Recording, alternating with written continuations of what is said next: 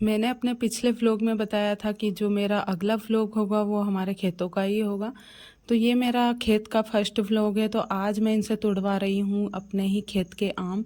तो हमारे खेत पर 3 आम के पेड़ है, तो वहाँ पर बहुत ही अच्छे आम लगते हैं। तो जो एक आम का पेड़ है वो थोड़ा सा बड़ा है, तो उस पर जो केरिया आती है ना, वो आम के अचार जो बनता है उसकी केरिया होती है। मतलब कि गाँव में ऐसे रहते हैं कि जो बड़े बड़े आम रहते हैं देसी आम, वो केरी का होता है मतलब। तो बस वो ही मैंने इस आम पर देखा, तो मैंने इनसे बोला कि ये वाले आम तोड़ लेते हैं और इसी का अचार बनाते हैं। तो खूब सारे मैंने आम तोड़े थे। इतने सारे आम इसलिए तोड़े थे क्योंकि बहुत सारे तो ख़राब भी निकल जाते हैं, जैसे पके हुए रहते हैं ना, तो पके हुए आम की जो रहता है अचार नहीं बनता है। तो मैंने सारे आम को पानी में डुबो कर रखा था। और इसका रीज़न ये होता है कि जब गाँव में पहले से ही मतलब ये है कि जैसे अचार बनाते हैं तो पहले आम को पानी में डुबो कर रख दिया जाता है रात भर के लिए, और सुबह देखते हैं तो जो भी ख़राब आम रहते हैं ना वो उसमें सड़ जाते हैं पानी में, और जो अच्छे अच्छे आम होते हैं ना उसका अचार डाल लेते हैं। तो इसीलिए मैंने भी पानी में डुबो कर रखा था आम को। तो मैंने तो सिर्फ दिन में ही डुबो कर रखा था। तो जो जो ख़राब आम थे ना उनमें पानी भर गया था, जो अच्छे आम थे ना वो मैंने छांट कर सारे काट लिए थे। और ये है मेरी दीदी की लड़की, मतलब मेरी बहन की, जो छोटी वाली बहन है उसकी लड़की। तो ये मुझसे यहाँ पर मिलने के लिए आई थी। तो बस ये भी देख रही थी कि मैं कैसे अचार डाल रही हूँ। तो सारे मसाले मैं घर पर ही कूटूंगी, क्योंकि मिक्सी में पीसे हुए जो मसाले रहते हैं वो इतने टेस्टी नहीं लगते हैं, और यहाँ पर तो मिक्सी थी भी नहीं। तो इस वजह से मैंने मिक्सी में नहीं पीसे। और इसमें बहुत सारे मसाले डलते हैं, जैसे पीली सरसों हुई, धनिया हुआ, जो साबुत धनिया रहता है वो ही, और सौंफ, थोड़ा सा जीरा, हींग, और मेथी दाने, और सेंधा नमक, सरसों का तेल, बहुत सारी चीज़ें इसमें हम डाल सकते हैं। तो सभी जगह का अलग अलग जो होता है टेस्ट होता है अचार का। तो हमारे यहाँ पे तो मालवा में ऐसे ही डालते हैं हम लोग। तो बस मैं भी फर्स्ट टाइम अचार डाल रही हूँ। और ये रेसिपी ना मैं अपनी दीदी से पूछ कर, और वो हमेशा डालती है, उसको सारी चीज़ें पता होती है। तो अचार मेरा फर्स्ट टाइम था, तो मैंने सोचा इतना सारा मैं अचार डालूँगी तो कहीं थोड़ा बहुत रहता है तो बिगड़ जाता है तो चलता है, लेकिन इतना सारा मसाला यूज़ करने के बाद अगर बिगड़ गया तो बहुत बुरा अखरता है। तो इसलिए फिर मैंने सोचा कि दीदी से पूछ कर और उसके बाद ही मैं बनाती हूँ। तो मेरी दीदी और मम्मी दोनों ने मुझे ये रेसिपी बताई थी अचार की। तो मैंने सबसे पहले तो सरसों के तेल को अच्छे से गर्म करके ठंडा कर लिया था। उसके बाद एक परात में मैंने ले लिया था, और उसमें हींग जो थी पीसी हुई, तो ये पाउडर ही आया था हींग का, तो ये बहुत सारा पाउडर मैंने इसमें डाल दिया। और सारे मसाले मैंने इसमें जो जो मसाले मैंने बताए सारे अच्छे से धूप में सुखाने के बाद अच्छे से छोटे से ईमान दस्ते में ही कूटे हैं, मेरे पास यहाँ पर बड़ा था नहीं। तो सारे मसाले मैंने तेल में डाल दिए थे, और थोड़ा सा तेल हल्का सा गरम रखा था। तो बस उसी में थोड़ी देर भूनने के बाद इसमें मैं जो केरी के जो टुकड़े हैं वो मैं डाल दूँगी। तो थोड़ी बहुत हेल्प मेरी दीक्षा भी करा रही थी, तो इसका नाम दीक्षा है। तो ये बोल रही थी कि मौसी मैं भी आऊँगी व्लॉग में। तो इसके साथ कब टाइम पास हो गया मेरा, पूरा दिन कब निकल गया पता ही नहीं चला। तो इतनी प्यारी प्यारी बातें करती है ये कि मैं क्या ही बताऊँ। तो मेरा दिन कब ख़त्म हो गया तो पता ही नहीं चला। और फिर मैंने सारे मसाले इसमें डाल दिए थे, और इतना ज़्यादा मुझे टाइम लगा इसको बनाने में, क्योंकि मैंने ना छोटे ईमान दस्ते में सारी चीज़ें कूटी थी। और उसके बाद ना मैं इसमें लाल मिर्च पाउडर, हल्दी पाउडर और नमक डालूँगी। तो सेंधा नमक तो मैंने इसमें नहीं डाला है, ये जो सादा नमक रहता है ये वो ही डाल रही हूँ। और मसाले मैंने अपने हिसाब से ही लिए हैं सारे, कोई भी मसाले ऐसा मेजरमेंट करके नहीं लिए हैं। और देखते इसका अचार कैसा बनता है, वैसे बिगड़ेगा नहीं, क्योंकि 2-3 के हिसाब से बन रहा है ये। मतलब मैंने अपनी दीदी और मम्मी से भी पूछ पूछ कर मैं बना रही थी, तो उनको कॉल करके मैंने पूछा था, तो बस उसी हिसाब से मैं बना रही थी।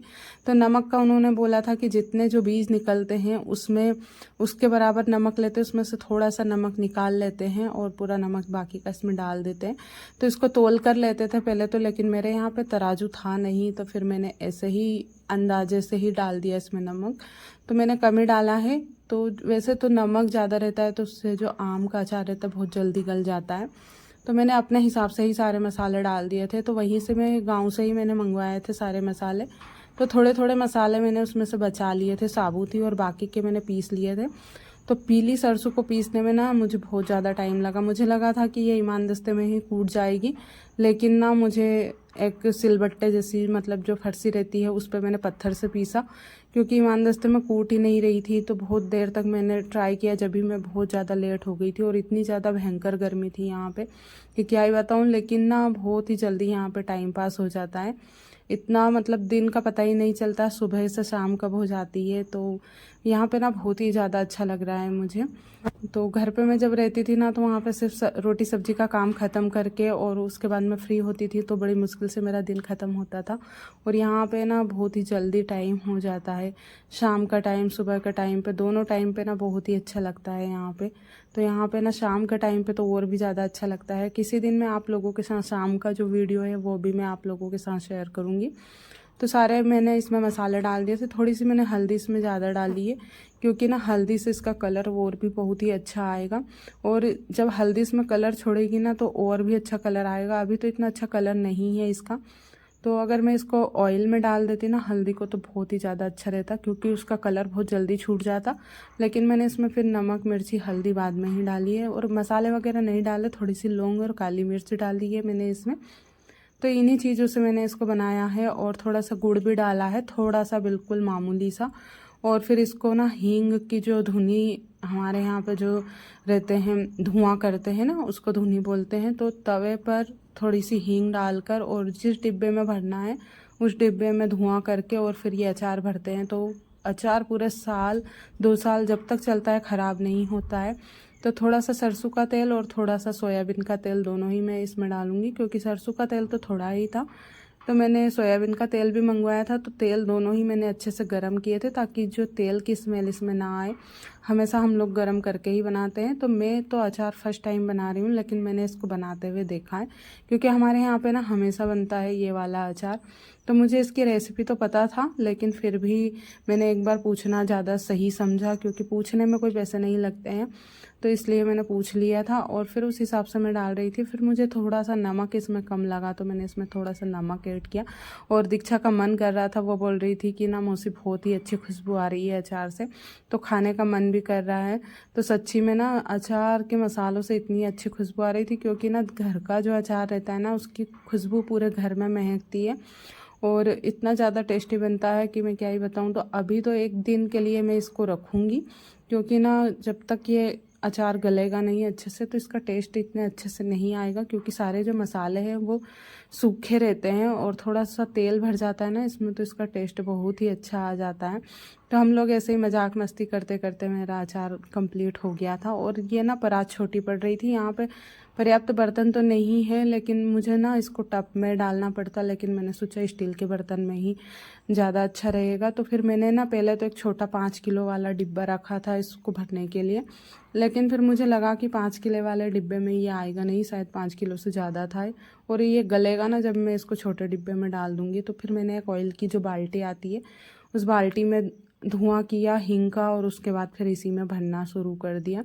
तो मैं इसको भर रही थी और बहुत ही अच्छी खुशबू आ रही थी इससे। और मैंने इसमें ना थोड़ा सा बाद में ऑयल भी डाला था, जो सोयाबीन का ऑयल होता है वो वाला।